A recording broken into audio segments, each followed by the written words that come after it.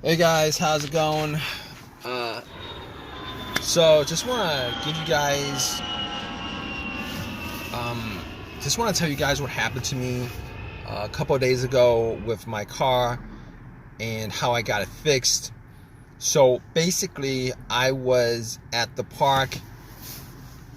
Um, the car drove fine all day, and I parked it, went for a jog for about an hour, came back.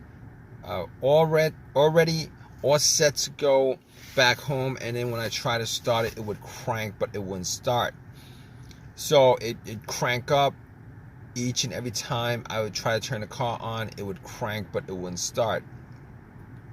So basically, um, I thought I thought it might have been the battery that was causing it, but I remember I changed the battery up about 6 months ago. Got the battery from Walmart. It was one of these value brand batteries, and you know what? I assumed that it was the battery. I was hoping it was the battery because that was one of the cheaper fixes. But regardless, I was kind of on the fence about it because the crank was very strong. Normally, it was a weak battery or a bad battery or a dead battery. That would be a kind of like a slow crank, a low crank, a slow crank, or it wouldn't start off.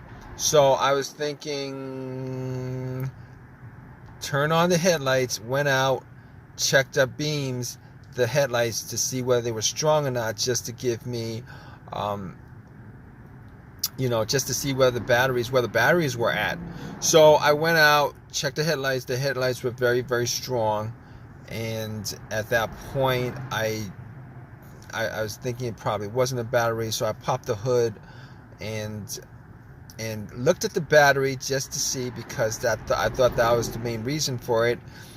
Terminals were a little bit corroded, and I remember last time I really didn't clean the terminals at all. There was a little bit of debris on the inside, whitish stuff, and I pretty much had a can of Coke in the car, poured it on the terminals, had it fizz up, oxidized, and took some napkins to clean it, and popped it back in. They weren't loose, but they weren't super tight as far as the terminal is concerned. I was able to pop them out, pop them in,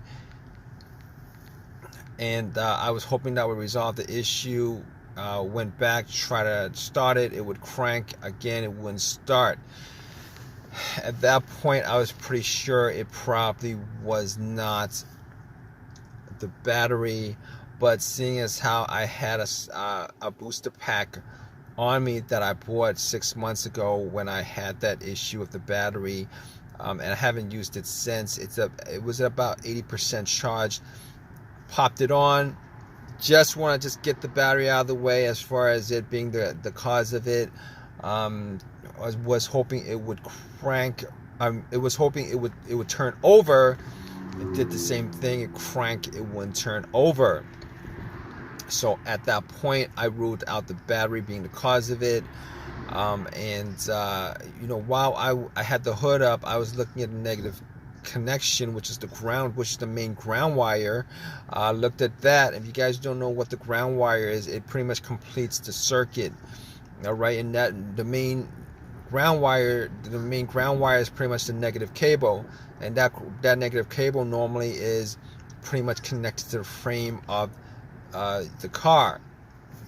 So I checked that out, and it didn't look like it was that bad. Had some rust on it, but I didn't think it was that bad. Everything was connected well, and at that point, I pretty much ruled out the ground wire. I ruled out the battery. I ruled out the alternator, seeing as how I didn't think it was the alternator to begin with, because normally if it was a bad alternator, the car would have died out on the road while the engine was on.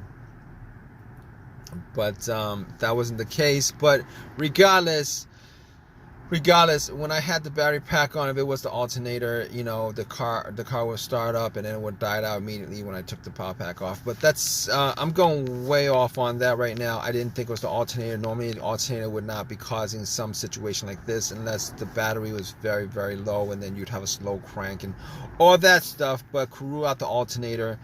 All right. So basically, after that, I'm like, okay, it could be a bunch of other things. It's possible that it could be a bunch of other things. But then I realized there was no check engine light at all on, there's no check engine light at all on the dash. And I haven't had a check engine light in a long while on this car. I haven't had a check engine light in a long, long while on this car.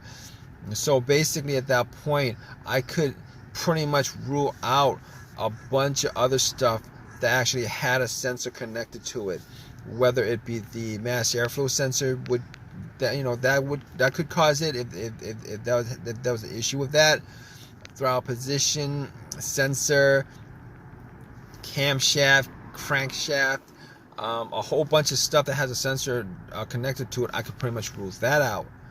But here's what I did. I have a $20 OBD2 reader that I keep around in the car, and I've had it for a while. Okay, so in this situation, I was thinking, let's analyze this. Let's pretty much deduct what we need to deduct as far as causes of this, deductive reasoning as far as the causes of this. I'm like, there's a chance it might be the car's computer having issues for whatever reason. It's not connecting with the car itself. And I gotta rule that out. So I put the OBD2. And I know the OBD2 is normally not gonna tell me without a check engine light. Normally it's not gonna read anything. Well, it's gonna analyze everything and it's gonna put out readout, but it's not gonna tell you. Anyway, I put in the OBD2 and it scanned all the way through, gave me a readout.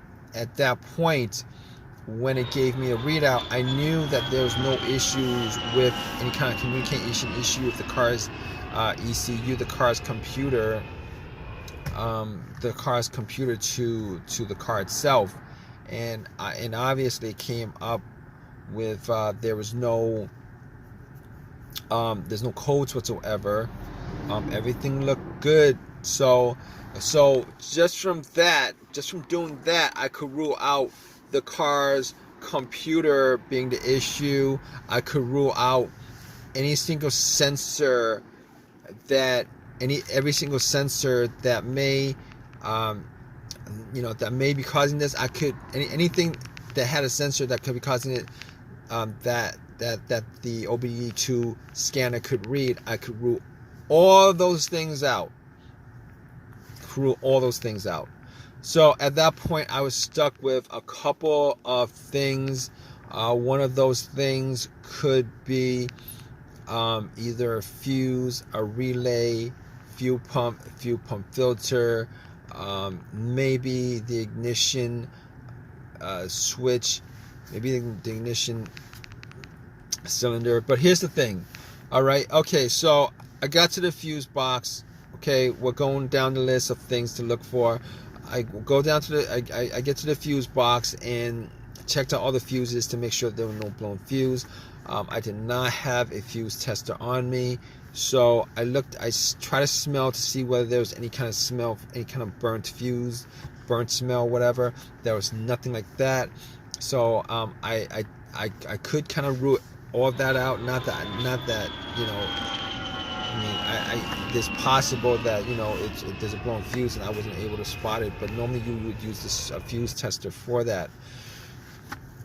So basically, we're left with relays and the fuel pump as major failures that could be causing this issue.